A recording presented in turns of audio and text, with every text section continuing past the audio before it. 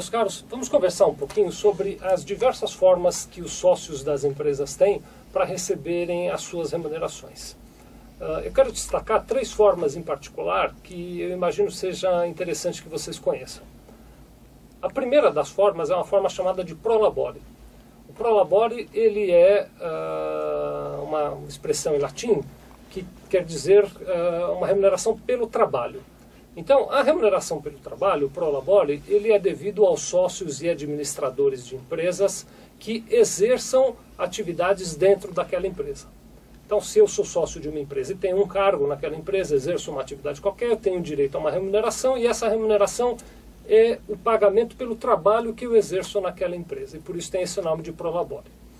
Por ser a remuneração pelo trabalho, o prolabore é tributado de uma maneira muito parecida com o salário.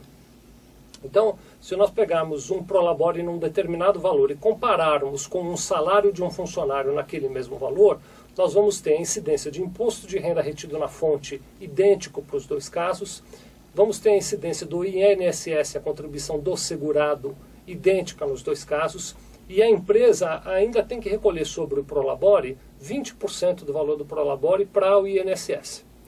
Então, como a tabela do imposto de renda na fonte vai até 27,5%, como nós temos 20% de INSS para recolher, nós já saímos logo de cara com 47,5% de encargo sobre o prolabore. Fora a parte que é descontada do sócio, que é a parte do segurado, que pode chegar até 11%. Então nós estamos falando da possibilidade de ter quase 60% de tributação sobre o prolabore que o sócio recebe. Isso faz com que haja um certo interesse para que o prolabore seja menor, para que a gente tenha um prolabore pequeno.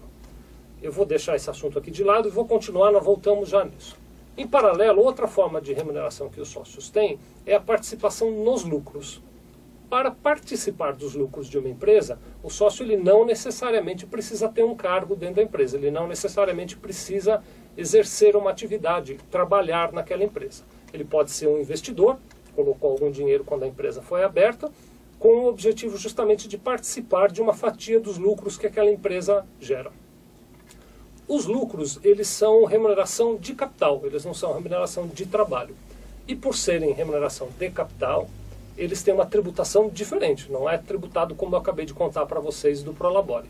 O lucro ele é isento de imposto de renda e isento de INSS, ou seja, o que o sócio recebe como lucro da empresa, o sócio não paga imposto nenhum.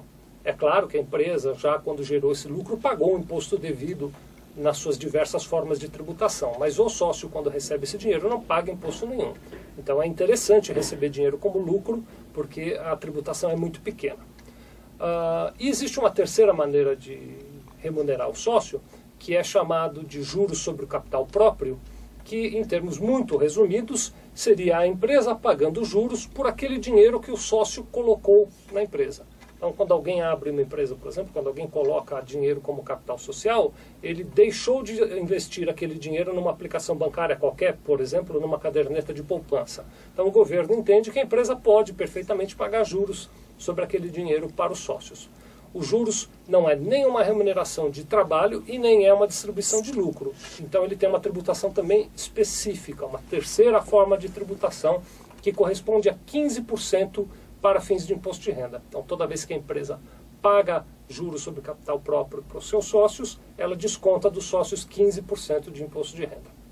Então vejam só, nós temos de um lado o prolabore com algo que pode chegar até perto de 60% de impostos, no outro extremo os lucros que não têm imposto nenhum e no meio juros sobre capital próprio pagando algo como 15% de impostos.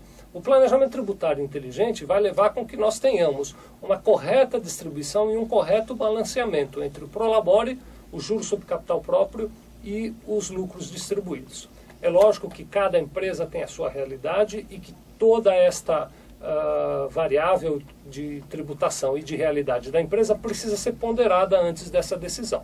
Mas é muito importante que a sua empresa faça uma opção consciente entre valor de prolabore, entre juros sobre capital próprio e entre distribuição de lucros. Se você tiver dúvida, não deixe de procurar a nossa equipe.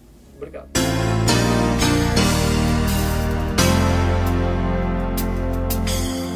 Sevilha Contabilidade. Nós vendemos tranquilidade.